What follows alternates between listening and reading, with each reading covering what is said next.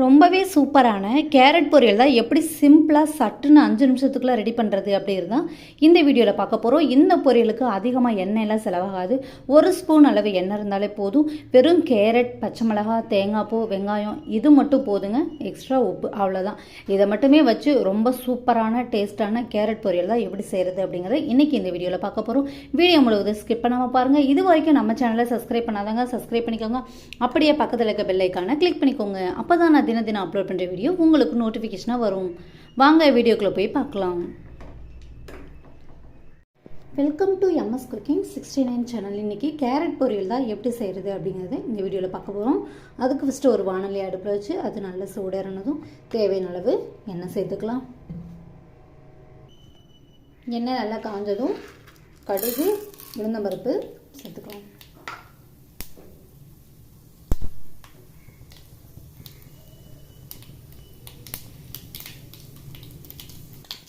கருவேப்பிலை கொஞ்சமாக முன்னாடியே இது போல் கட் பண்ணி வச்சுக்கோங்க. பொரியலுக்கு தேவையான அளவு கேரட்டு, கொஞ்சமாக வெங்காயம், பச்சை மிளகாய் போட்டுக்கோங்க. பச்சை மிளகாய் எப்போவுமே தெரிக்கும், அதனால் தள்ளி நின்று போட்டுக்கோங்க. எண்ணெய் அதிகமாக உள்வாங்கி வெளியே விடும் பச்சை மிளகாய். அடுத்து வெங்காயம் சேர்த்துக்கலாம். இது போல் பொடியாக கட் பண்ணிக்கோங்க, அப்போ தான் சீக்கிரமாக வதங்கி வரும். இது வதக்கும் போதே பச்சை மிளகாய் நல்லா வதங்கிடும்.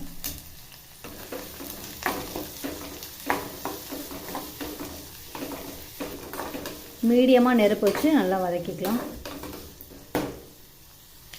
வெங்காயம் இந்த அளவுக்கு வதங்கினா போதும். இப்போது நம்ம கட் பண்ணி வச்சுருக்க கேரட்டுகளை சேர்த்துக்கலாம். சேர்த்தாச்சு. இப்போ இதை நல்லா மிக்ஸ் பண்ணி விடணும். இப்போது கேரட் பொரியலுக்கு தேவையான அளவு உப்பு சேர்த்துக்கலாம். தூள் உப்பு சேர்த்துக்கோங்க, அதுதான் சீக்கிரமாக கரையும். கல்லுப்பு சேர்த்துக்கிட்டிங்கன்னா திட்டு அங்கே போயிருக்கும்.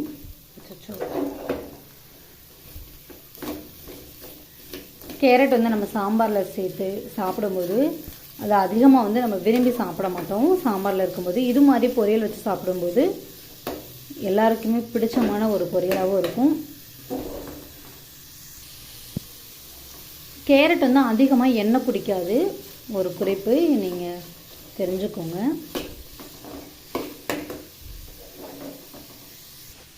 கேரட் மீடியம் நெருப்புலேயே இது போல் வச்சு வச்சுக்கோங்க. இப்போது இந்த தேங்காய் உடச்சி நம்ம துருவி எடுத்துகிட்டு வந்தோம்னா ஒரு அரை மூடி திருவினா போதும், அதுவே போதுமானதாக தான் இருக்கும். கேரட் பொரியலுக்கு தேங்காய் ஸ்கிப் பண்ணாமல் சேர்த்துக்கோங்க, ஏன்னா தேங்காய் சேர்க்கும் போது ரொம்ப டேஸ்ட்டாக இருக்கும் பொரியல். தேங்காய் உடைச்சாச்சு. இது போல் கொஞ்சம் முத்தின காய் மாதிரி பார்த்து எடுத்துக்கோங்க. இளங்காயாக எடுக்காதீங்க, ஏன்னா அது ரொம்ப இனிப்பாக இருக்க மாதிரி இருக்கும் தேங்காய். ஏன்னா ஆல்ரெடி கேரட்டுமே இனிப்பு சுவை உள்ளது. தேங்காவும் இளங்காய் போட்டால் அது மட்டும் இல்லாமல் வளவளப்பு தன்மையாக இருக்க மாதிரி இருக்கும். அதனால் நீங்கள் எப்போவுமே தேங்காய் பொரியலுக்கு, கேரட் பொரியல் மட்டும் இல்லை எந்த பொரியல் செஞ்சாலும் தேங்காய் கொஞ்சம் முத்தின ஸ்டேஜில் எடுத்துக்கோங்க. அதுதான் அப்படியே உதிரி உதிரியாக சூப்பராக இருக்கும். இப்போ இது எல்லாத்தையும் நம்ம திருவி எடுத்துகிட்டு வந்துடலாம். தேங்காய் துருவியாச்சு. கேரட் ஒரு பாதி அளவு வெந்திருக்கு. தேங்காய் எந்த ஸ்டேஜில் சேர்த்துக்கணும் அப்படின்னா, நம்ம ஸ்டவ்வை ஆஃப் பண்ணுறதுக்கு ஒரு 2 மினிட்ஸுக்கு முன்னாடி தான் தேங்காய் சேர்த்துக்கணும். முன்னாடியே சேர்த்து நம்ம வதக்கலாம். ஒரு சிலர் நல்லா வதங்கி வரட்டும் தேங்காய் அப்படின்லாம் சேர்த்துப்பாங்க. அப்படி சேர்த்தா நல்லா இருக்காது. ஒரு சில நேரம் அது அடிப்பிடிச்சும் போயிடும்.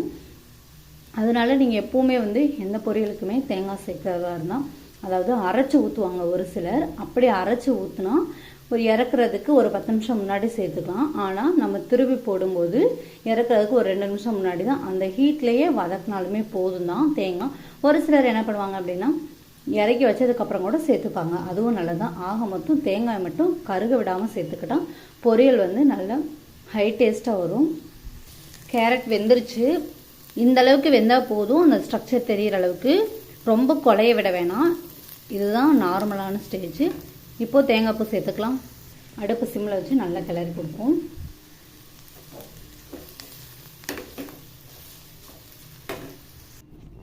கேரட்டோட எல்லா சைடும் சேர்கிற மாதிரி தேங்காவை நல்லா மிக்ஸ் பண்ணியாச்சு. அவ்வளோதாங்க, ரொம்பவே சூப்பரான கேரட் பொரியல் ரெடி ஆயிடுச்சு. இப்போ ஸ்டவ் ஆஃப் பண்ணிடலாம்.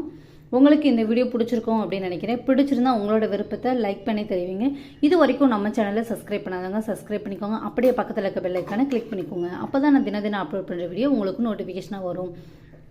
நன்றி. மீண்டும் அடுத்த ஒரு நல்ல வீடியோவில் உங்களை சந்திக்கிறேன்.